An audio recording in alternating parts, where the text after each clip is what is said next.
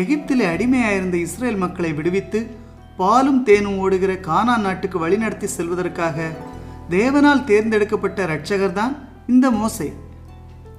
இந்த மோசையின் குழந்தை பருவத்தில் நடந்த அதிசயத்தை இந்த வீடியோவில் சுருக்கமாக பார்க்கலாம். இதற்காக நாம் எடுத்துக்கிட்ட பைபிள் ரெஃபரன்ஸ் யாத்ராகமம் 1 மற்றும் 2 அதிகாரங்கள். எகிப்தின் ராஜா இன்னும் ஒரு மோசமான முடிவெடுத்தார். அது என்னன்னா, இஸ்ரவேலருக்கு பிறக்கின்ற குழந்தைகளில் ஆண் பிள்ளைகளை கொன்று விடும்படி திட்டம் வகுத்தார். அதன்படி இஸ்ரேலருடைய பிரபல மருத்துவச்சிகளான சிப்பிராள் மற்றும் பூவாள் என்பவர்களை அழைத்து இஸ்ரேலிலே குழந்தைகள் பிறக்கும் பொழுது ஆண் பிள்ளைகளை கொன்று விடும்படியும் பெண் குழந்தைகளை மட்டும் உயிரோடு வைக்கவும் கட்டளையிட்டார். ஆனாலும் அந்த 2 சகோதரிகளும் தேவனுக்கு பயந்ததினால் அவ்வாறு ஆண் பிள்ளைகளை கொல்லாமல் தப்புவித்தனர். இதன் நிமித்தம் தேவன் அந்த மருத்துவச்சிகளை ஆசீர்வதித்தார். ஆனால் இஸ்ரவேலர் பெருகுவதைக் கண்ட பார்வோன் வேறொரு திட்டம் வகுத்தார். அதாவது பிறக்கின்ற எல்லா ஆண் பிள்ளைகளையும் நதிகளிலே போட்டு விடும்படி கட்டளையிட்டார். இதனால் இஸ்ரேல் ஜனங்கள் அனைவரும் சோகத்தில் மூழ்கினர். மிகுந்த துயரம், எல்லா குடும்பத்திலும் மரண ஓலம். பல ஆண்டுகளாக இந்த துயரம் நீடித்தது.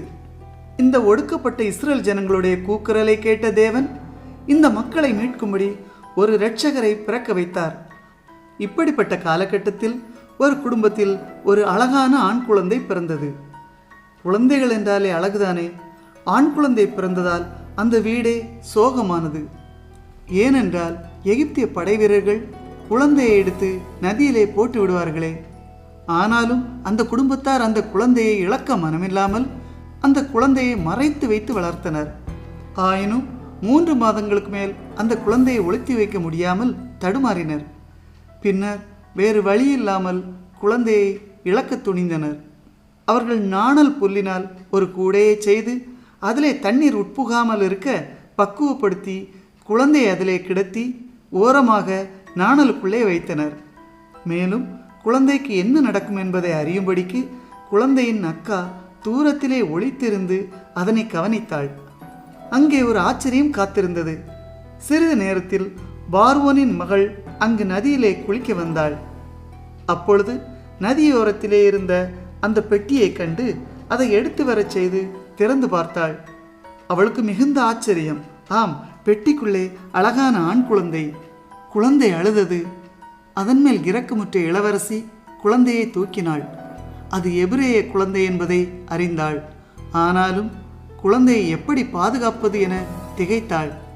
அந்த வேளையில் ஒளிந்திருந்து கவனித்த குழந்தையின் அக்கா ஓடி வந்து இளவரசியிடம், இந்த பிள்ளையை உமக்காக வளர்க்கும்படி எபிரேய பெண்களில் பால் கொடுக்கிற ஒருவரை நான் அழைத்து வரட்டுமா என்று வேண்டி கேட்டாள்.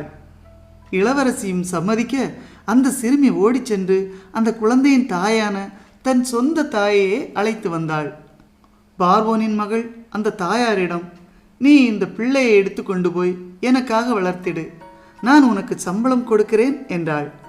அந்த தாயாருக்கு மிகுந்த சந்தோஷம். அந்த பிள்ளையை எடுத்து கொண்டு போய் வளர்த்தாள். இப்பொழுது அந்த குழந்தை வளர்ந்து பெரியவனான போது அவள் அவனை பார்வோனுடைய மகளிடம் கொண்டு போய் விட்டாள். அந்த பார்வோனின் மகள், அதாவது இளவரசி, அவனை ஏற்றுக்கொண்டாள். மேலும் அவனை தண்ணீரில் இருந்து எடுத்ததால் அவனுக்கு மோசே என்று பெயரிட்டாள். மோசேயின் அக்கா பெயர் மிரியாம். அடிமைகளாக இருக்கும் இஸ்ரவேல் மக்களை மீட்டு கொண்டு போகும்படி தேவனால் தெரிந்தெடுக்கப்பட்டவர்தான் இந்த மோசே. இவ்வாறாக தேவனுடைய திட்டத்தின்படி மோசே காப்பாற்றப்பட்டார்.